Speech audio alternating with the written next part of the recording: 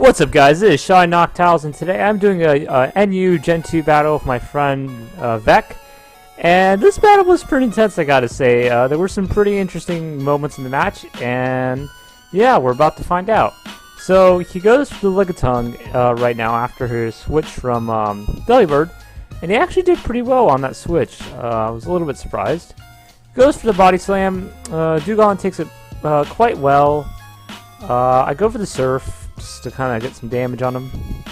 Now he goes to the rest here, and this is a very interesting setup. It's most likely a Sleep Talk Lickitung, most likely, and my prediction was right, for he is a Sleep Talk Lickitung. So goes for the Sleep Talk, rest again. My Dewgong heals. Go for the Surf. Doesn't do too much damage. He actually goes for the rest again with the Sleep Talk. At this point, he was giving me quite a bit of trouble. So I go into my Noctowl. So I was just kind of thinking of whirlwinding him out.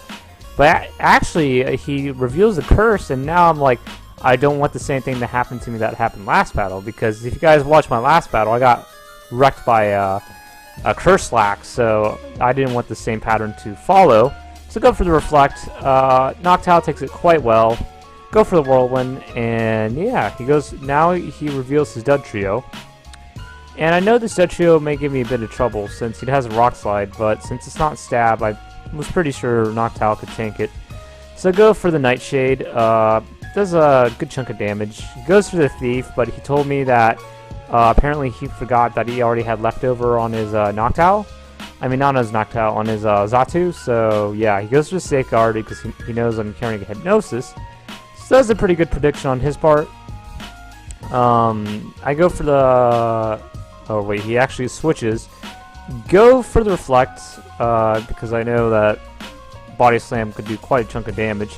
Go for the Nightshade, but apparently it's immune. I don't know if that's a glitch here or something, but I always thought Nightshade was neutral even on normal types, but I guess I was wrong.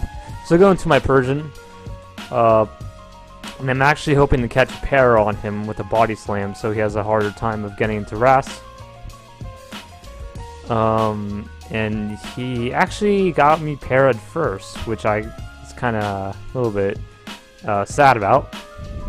So he actually goes for the Curse again, and at this point I was like, I don't want the same thing that happened to me last match, so I'm continuing to go for the little Body Slam. The Reflect unfortunately faded at this crucial moment. And by this point, he could do quite a chunk of damage, and unfortunately, I wasn't able to catch the para. So yeah, he was doing pretty well. And then I go for the Noctowl. At this point, I kind of wanted to go for Hypnosis again. Or actually, not Hypnosis, Whirlwind, because I kind of wanted to get his Curse Talk, Lickitung out of the way. Go for the Hypnosis. He's asleep right now, so he can't really do much of anything. I go for... no. He actually switches into his Delibird. I use Reflect, and then I switch out into my Dewgong. He goes for Toxic, which doesn't do too much. And he goes for Toxic again, which kind of messed me up. Then I go for the Ice Beam. It does a good chunk of damage. Now he goes for the Hitmontop, which is asleep. At this point, I could easily just spam Ice Beam to hopefully wear him down. And actually here I decided to switch because if he woke up, then I would have been screwed. But he actually goes for the Protect here. And this is where he's going to surprise me. Actually, no. He doesn't surprise me here, actually. I go for the Drill Peck. And I knew Murkrow could be quite a bit of trouble for Xatu, so I switched out. And unfortunately, I take Toxic and Poison damage, which isn't too good. He uses Icy Wind, which is pretty interesting on a Murkrow. I guess he's just for slowing down the Pokemon. Go for Rest, heal up that Poison. And at this point, this was a pretty crazy stall match between Sleep Talkers, as you're going to see right here. Even with the speed reduction, my Dewgong's still faster than his Lickitung. I believe. So he goes for the Sleep Talk, and he misses it. I go for the Sleep Talk, and I actually get an Ice Beam, which does a good chunk of damage. Unfortunately, he recovers it. Now he's going to go for Sleep Talk as well. He's going to go for the Curse setup again. If you guys don't know already, Lickitung is pretty much a Snorlax of NU. So he is definitely a force to be reckoned with. He actually goes for Body Slam, which doesn't do too much. So, yeah. Then I go for the Ice Beam again. Does a good chunk. Goes for the Body Slam, and he's not catching that Para, which is pretty good for me. I go for Ice Beam again, just so I could put him in like KO radius, KO range. But unfortunately, he predicts me and goes for the rest. I go for the rest just in case if I would get parried next turn. He actually goes for the rest here, which doesn't help him at all. I go for my Sleep Talk, and I fortunately hit the Ice Beam. He goes for the rest talk, and he actually curses up again. So his attack is doubled, and at this point I knew if I